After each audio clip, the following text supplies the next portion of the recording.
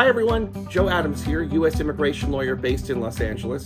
Today our guest originally hails from Japan. She had come to the United States to study politics and economics and found her passion for film at a very young age. I can't wait for you to meet Masora Fukuda.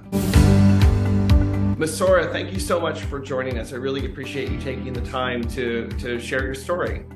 Of course. I mean, thank you for working on my case. I really appreciate it. Yeah, so the idea here is there are a lot of people around the world who have thought about pursuing a life in the arts and entertainment and film and television in the States, and for whatever reason they haven't done it, and you have. So I think without going into the nuts and the bolts of a case, it's more like, how did you decide to do this? This is a big, moving halfway around the world. You're from Japan, moving halfway around the world, pursuing this arts and entertainment career, film and television. What made you do that? When I first initially moved here as a student, I really wanted to be the first female prime minister of Japan. That's why I moved here. And my thought back then was like, oh, I should probably study Japan from like a third point of view. So then I moved to somewhere in the world. And then at that time, Silicon Valley, like Northern California, worked the best for me. So then that's where I went first, but I couldn't speak any English, like zero English at the time. And I struggled to communicate with like the classmates and everybody. But I don't know why. I started making like videos on iPhone, and then like telling people stories about me or about Japan or about like how I felt with the school events and stuff like that. And then people and I were like now starting to communicate through that medium. And then that's when I noticed the power of visual arts. And I think that's when I knew I wanted to actually pursue this career, filmmaking. But like at that time, I'd never seen like Marvel films, or I've never seen Star Wars. Like I was so uneducated about the whole film industry. So I decided to take that as my major at school, and then moved to Los Angeles. And it just, from then on, it worked out for me. We did have COVID when I was about to graduate, but luckily with everybody's help, I was able to still pursue it. And I love it. It's amazing. It's still the way for me to communicate with people. And I feel like visual is a lot more easier for a wider audience to actually take a look at what I want to say, or what the director or creator wants to say, and then go deeper into like the message that we want to tell. So I love that aspect of this career. A lot of my clients, were pursuing film and television careers in their home countries, and then they kind of get to a certain place in their career, and then they say, okay, life in London, life in Paris, life in Tokyo, that I've hit this at Mexico City, I've hit the ceiling, and now I need to move to like the capital, like the world capital. But you kind of did it a different way, which is that you would come to the US as a student, and then you took a big change in your career. How did that go over? I'm curious, how did that go over with your family and your friends from back home? Right. So I was always a weird kid back home. I think my parents knew well enough that I was not gonna stay in Japan at some point. They kind of just like realized. So they were very supportive of my process. If anything, they were like, you can come back to Japan anytime. It's not like it's not a horrible country. I mean, so many aspects of it is like, it's great, and so many aspects I don't agree in terms of like political scenes or anything like that. But it's not like a life-threatening country that I cannot afford to go back to or anything like that. So then they were like, you can come back anytime. Just try to, like, if you want to continue pursuing this in Hollywood, by all means, was their reaction, most of it. So I'm very thankful for that. How do you find the cultural differences between the US and Japan in terms of sort of your quality of life, in terms of your ability to work and further your career? So I think in Japan, most of your career is spent as somebody's assistant, or like in this world, I guess, production assistant, because so much of the creatives are left to like the older people, and often men, and they don't really take a girl who's like somewhat Americanized, uh, and doesn't like, I speak Japanese fully, but like I think my Japanese gotten weaker, so then they don't really take me serious there. And then yeah, and like if we are young, especially, that like nobody's gonna like, I talk to my friends that I produce, and they're like, how do you produce in your 20s? Like that's unheard of. So that's the reaction I would get. And so much of the workplace is not unionized in terms of the film industry, so it's very hard. Like it's been a problem in Japan, to not have enough young people to stay in the industry, because it's really hard to. It sounds like what we might call an old boys club. Yeah, and I want to change that, obviously, but I felt like, knowing myself, if I were to go back to Japan and change it from the bottom up, I wouldn't last, like myself wouldn't last. So if I want to have big influence in changing that, then I should probably try to somewhat like be not successful, but like have a powerful mindset in the world scale, and then take it to Japan so that people might take me serious there. So that was my thoughts. No, I think that makes a good amount of sense based on what you've said.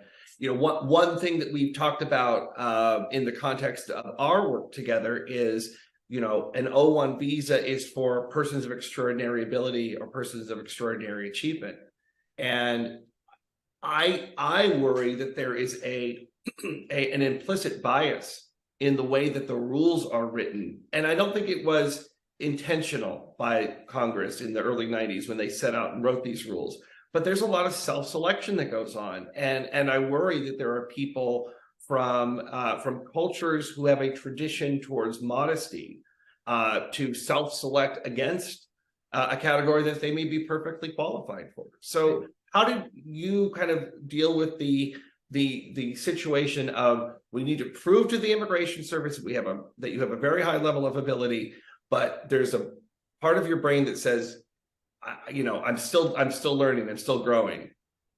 Right. I mean, obviously, yes, I'm still learning and growing. I'm in my 20s, you know, and like every day I learn new things. So it was very imposter syndrome-y for me to like actually feel like I have a chance in this. And it took a lot. I feel like it took a lot of people around me encouraging me, and then like a lot of trusting what I do. But it's something that I needed to do as a creator anyway. So if anything, it got me stronger. Like it made me stronger as a creator and a filmmaker. But yes, like I think when I first heard about O1, I was like, oh, that's something that I should never touch. Because like, you know, it's a lot of money for something that that was not guaranteed. And I think, I'm sure you felt this, that I had a lot of pressure. Like I didn't know what to do, and stuff like that. But yeah, I think, I'm not sure, like now that I have it, maybe I'm like, oh, maybe I'm somebody. Like, I don't know. It's just like fabulous. I'm really glad to hear that. That you know, it's sometimes people will ask for a hard copy of their petition, or they'll print it out and bind it like a biography, because as you know, these are very, very detailed documents that reflect all of your work and accomplishments. And I think sometimes, especially for high achievers, you know, you get the project, you get the work, you do the work, and then you're moving on to the next thing, and you're not thinking about all the press or the awards or the high profile people that you might have worked with. You just are moving on to the next thing, because that hunger to continue to achieve and earn an income and work with the best of the best, I think that what drives you, you know, is that sense, not like sitting on your laurels and talking about how wonderful you are. So, but I'm glad we did. Thank you. Yeah. What would your advice be? You know, say you had a time machine and you could speak to your, you know, your teenage self, or say a student who's say considering either going back home or or pursuing a life in the US, what advice would you give to her? I would say, I think for the whole process of getting O1, I tried to say yes to literally everything. Anything that's not against my morals, obviously. But because of that, I felt like people around me trusted me, and then like knew that the project I'm taking is beyond the project. Like they knew that I cared for it because it was also a matter of my life, like here or back home. Yeah.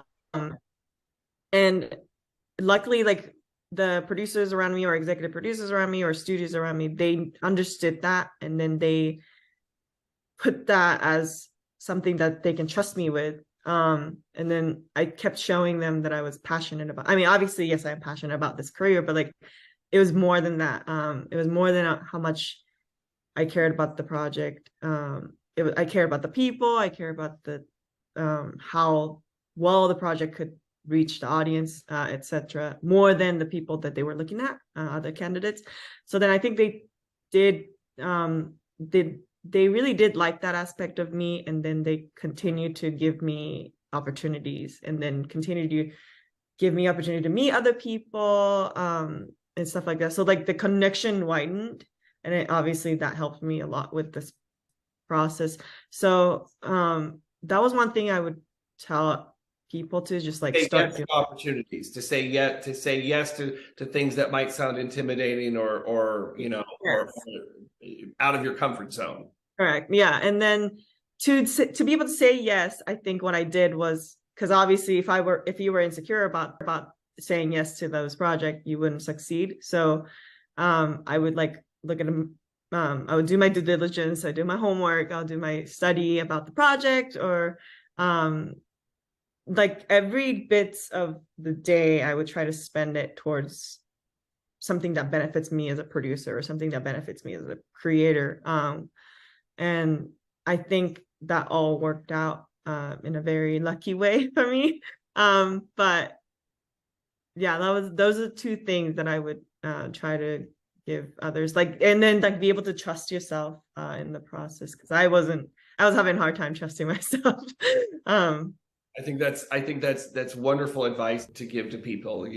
Say yes to risks, do your homework, and trust yourself and trust your instincts. I think that's wonderful. For the audience listening in, I'll put a link to Masora's IMDb and her social media in the description. Masora, thank you so much for joining me today. I really appreciate it, and I think it's a wonderful thing to share your journey with others. Thank you so much. I hope you enjoyed that interview. We always learn something new from each of these different stories. If you'd like to learn more, I've written a book called Extraordinary Aliens, 12 People Who Pursued Wealth, Fame, and the American Dream. It's available on Amazon, so check it out.